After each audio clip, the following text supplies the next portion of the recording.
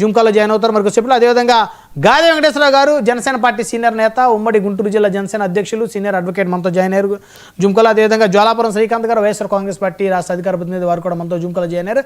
అదేవిధంగా ఆంజనేయ రెడ్డి గారు సీనియర్ నాయకులు మనతోటి, వారు కూడా జాయిన్ అయ్యారు. ముందుగా మనం ఈరోజు బీజేపీ నేత ఆంజనేయ రెడ్డి గారితో డిబేట్ మొదలు పెడదాం. నమస్తే అండి ఆంజనేయ రెడ్డి గారు. నమస్కారం బ్రహ్మనాయుడు గారు, మీకు తోటి ప్యానెల్లో పాల్గొంటున్న ప్రతినిధులందరికీ కూడా నమస్కారాలు, వీక్షకులకు అందరికి కూడా. మొదలు పెట్టండి నాతోటి. ఫస్ట్ మనం ముందు కొలిగిపూడి గారి వ్యవహారం, అదేవిధంగా ఎవరైతే సుధామాధురు అనేటువంటి ఒక మహిళ ఆరోపణ చేస్తా ఉన్నారో 7 కోట్ల రూపాయల టికెట్ కడిగారని, ఆ 2 అంశాలు ముందు చర్చిద్దాం సార్. కేసినేని చిన్ని గారి మీద ఎమ్మెల్యే కొలిగిపూడి 5 కోట్ల రూపాయలు నా దగ్గర తీసుకున్నారని చెప్తున్నారని స్టేట్మెంట్లు పెడుతున్నారు. ఈరోజు సుధామాధురు అనేటువంటి ఆవిడ 7 కోట్ల రూపాయలు నా దగ్గర తీసుకున్నారు, నన్ను మళ్ళీ నా డబ్బులు తిరిగి కడుతుంటే నన్ను బ్లాక్మెయిల్ చేస్తున్నారు, నన్ను బెదిరిస్తున్నారు అన్నారు. అంటే ఎప్పుడూ లేదు తెలుగుదేశం మీద ఇంత బహిరంగమైనటువంటి ఆరోపణలు. మరి ఈ విధంగా బహిరంగంగా ఆరోపణలు రావటం ఏంటి? ఎందుకంటే మీ యొక్క మిత్రపక్షం అంటే మీరందరూ కూటమిలోనే ఉన్నారు కాబట్టి, సో వారి పార్టీ మీద నింద వచ్చినా మీ మీద వచ్చినట్టే, మీ మీద వచ్చినా వారి మీద వచ్చినట్టే. సో ఏంటి ఈ వ్యవహారం, ఎటు దారి తీస్తుంది ఆంజనేయ రెడ్డి గారు? మీరు మీ వ్యాఖ్యతో నేను ఏకీభవించను. వాళ్ళ పార్టీలో వాళ్ళ మీద వచ్చినప్పుడు మా మీద ఎట్లవుతుందండి, మా పార్టీ వచ్చినప్పుడు వాళ్ళ మీద ఎట్లవుతుంది? అంతేనా? ఇది మేము కూటమిలో ఉన్నాము. ఏ పార్టీ యొక్క అస్తిత్వం ఆ పార్టీకి సొంత అస్తిత్వం ఉంది, సొంత విధానాలు ఉన్నాయి. కూటమి మినిమం కామన్ ప్రోగ్రాము, వాటితోటి మేము పనిచేస్తుంటాము. మీరు చేసిన ప్రశ్నలు 2 కూడా తెలుగుదేశం పార్టీ యొక్క అంతర్గత వ్యవహారము. ఆ తెలుగుదేశం పార్టీలోనే 2 నాయకుల మధ్య ఉన్న విషయము. అది కొలిగిపూడి కానివ్వండి, లేదా కేసినేని చిన్ని కానివ్వండి, లేదా మీరు ఇప్పుడు మాట్లాడిన సుధామాధురి గురించి కానీ, లేదా వేమన సతీష్ గారి గురించి, ఇవన్నీ కూడా వాళ్ళ అంతర్గత విషయాలు. వాళ్ళు నాకు పార్టీ నాయకత్వము, శక్తి సామర్థ్యాలు గల నాయకత్వము, ఇటువంటి సమస్యను పరిష్కరించుకోగలరు.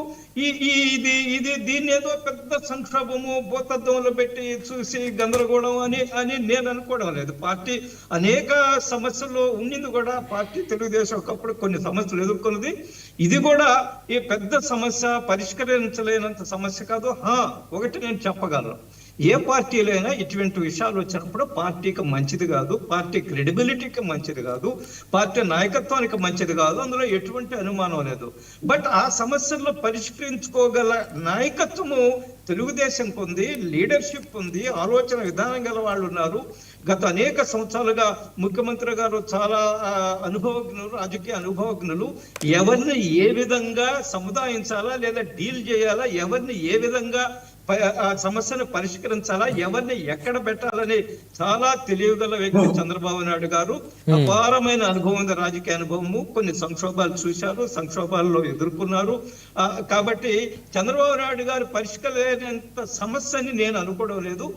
ఏమాత్రం మంచిది కాదు ఏ రాజకీయ పార్టీ అయినా. అది వాళ్ళ యొక్క పార్టీ యొక్క అంతర్గత వ్యవహారం. అది తీవ్రమైన ఆరోపణలు, తీవ్రం కూడా. 5 కోట్లు 7 కోట్లు అనేది ఇదేమో 5 రూపాయలు 50,000 500 రూపాయలు, కోట్లు అన్నప్పుడు మనకి చాలా ఆశ్చర్యం వేసింది. నేనైతే ఎప్పుడు కోటి రూపాయలు కూడా చూడలేదు. మరి మీరు చూసారో లేదో నాకు నేను చూడలేదు. ఆంజనేయ రెడ్డి గారు మనం చూడలేదు. కానీ శ్రీకాంత్ గారు చూస్తుంటారు, వైసీపీలో ఉన్నారు కాబట్టి, జ్వాలాపురం శ్రీకాంత్ గారు. సో ధనిక పార్టీ కాబట్టి వారు చూస్తుంటారు. ఏమో నాకైతే అనుమానం, వారైనా చూస్తుంటారు. వారు స్వతహాగా రిచ్ మ్యాన్ అయితే తప్ప, ఆయన మాలాంటి కుటుంబాల నుంచి వచ్చిన వ్యక్తి అయితే ఆయన కూడా చూసుంటాడని నేను అనుకోవడం లేదు. కాబట్టి ఈ కోర్టు వ్యవహారం ఇది తీవ్రమైన సమస్య, అందులో ఎటుంటాము. కానీ పరిష్కరించగలరు.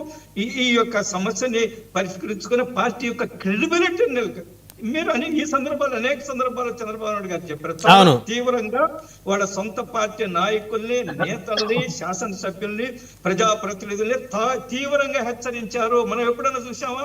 లేదు. గత 19 నుంచి 2024 వరకు ఎన్ని కుంభకోణాలు, ఎన్ని దుర్మార్గాలు, ఎన్ని వందల కోట్లు, ఎన్ని వేల కోట్లు, ఎంత సారా మన లిక్కర్ స్కామ్, ఎప్పుడైనా ముఖ్యమంత్రి గారు నోరైతే మాట్లాడారా? ఆనాటి ముఖ్యమంత్రి గారు లేదు, మాట్లాడకపోవడం వల్ల ఈ పరిస్థితి ఈ రోజు పాపం వారికి. అదే హెచ్చరించిందా?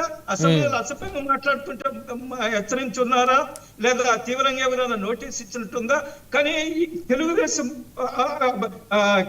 50-40 సంవత్సరాల తెలుగుదేశం పార్టీ ఏదైతే ఉందో వాళ్ళు ఖచ్చితంగా వాళ్ళ అనుభవంతో సమస్య పరిచుకోగలరు.